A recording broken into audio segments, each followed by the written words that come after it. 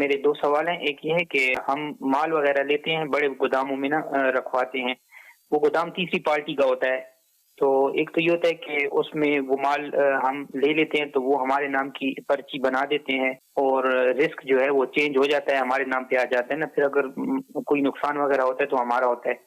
تو اس میں یہ ہوتا ہے کہ ایک صورت یہ ہوتی ہے بعض اوقات کہ مثال کے طور پہ 1000 کارٹن پڑے ہیں نا, تو 50 کارٹن اس کے ہی ہوتے ہیں, 50 کو بیچ دیتے ہیں اور وہ مکس ہی پڑے ہوتے ہیں.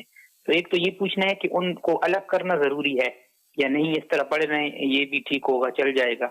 اور دوسرا یہ پوچھنا ہے کہ جب کوئی ایسی چیز ہوتی ہے کہ جو تول والی ہوتی ہے, تو جب ہم بیچ دیتے ہیں کسی پارٹی کو تو وہ تول جب ہوتی ہے تو تول کی جو پیمنٹ ہوتی ہے وہ باقاعدہ جو بیچ رہا ہے وہ ادا کرے گا کہ جو خرید رہا ہے وہ ادا کرے گا؟ شرعی طور پر رہنمائی فرما دیں. جیسے یان ہے تو یان کی جو گودام ہوتے ہیں بڑے بڑے, بک رہا ہوتا ہے, کسی ایک بندے کے پاس یان ہے تو وہ پتہ نہیں کتنے ہاتھوں میں بک جاتا ہے, پھر آخر میں جا کے مل میں پہنچتا ہے. اب ہم کہتے ہیں بھائی قبضے سے پہلے تو نہیں بیچ سکتے آپ, پوری مارکیٹ یہی کر رہی ہے, قبضے سے پہلے بیچ رہی ہے. تو پھر بعض لوگوں کو ہم خود یہ طریقہ بتاتے ہیں جو انہوں نے بیان کیا ہے. قبضہ کہتے ہیں رسک ٹرانسفر کو. قبضے کا جو نتیجہ ہے وہ رسک ٹرانسفر ہے. اگر ایک چیز آپ کی ہے, آگ لگ جاتی ہے تو کس کا نقصان ہوگا؟ مثال کے طور پر کسی نے چاول کا ایک ٹرک خریدا اور اس نے پنجاب سے پہنچ پر مال دیا ہے کہ میں پہنچا کر دوں گا. راستے میں اگر جل جاتا ہے تو بیچنے والے کا نقصان ہوگا, خریدار کا نہیں ہوگا, مال پہنچ پر ہے. جو رسک ہے وہ ٹرانسفر نہیں ہوا. صحیح. اسی وجہ سے ہم کہتے ہیں کہ بھائی یہ پہنچ پر ہے, اس کا قبضہ بھی نہیں دیا گیا, ڈیلیور نہیں ہوا مال ابھی. صحیح. تو قبضے کی بہت ساری صورتیں ہیں عصر حاضر میں, تو اس کی بہت ساری اقسام بن چکی ہیں.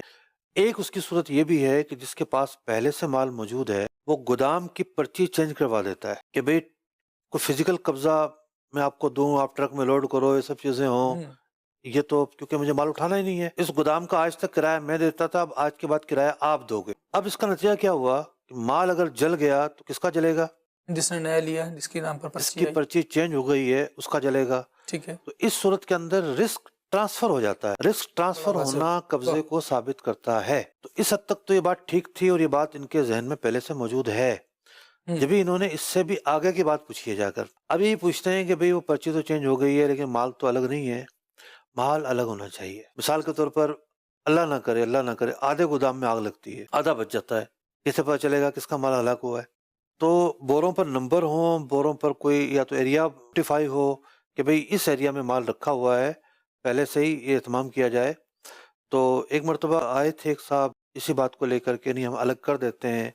میں نے کہا بھئی مجھے اطمینان نہیں ہے. پھر میں نے کسی کو بھیجا تو وہ جب گودام میں دیکھ کر آئے تو انہوں نے کہا کہ نہیں یہاں تو معاملہ گڑبڑ ہے, مال پتہ ہی نہیں کس کا کون سا مال ہے. تو ہم نے کہا نہیں بھی اس طریقے سے پرچی پر قبضہ نہیں ہوگا, اہتمام ہونا چاہیے اس کا, کوئی نہ کوئی تو ایسا فرق کا طریقہ ہو, نمبر لگا دیا جائے بوروں پر, الگ کر دیا جائے, جگہ الگ کر دی جائے.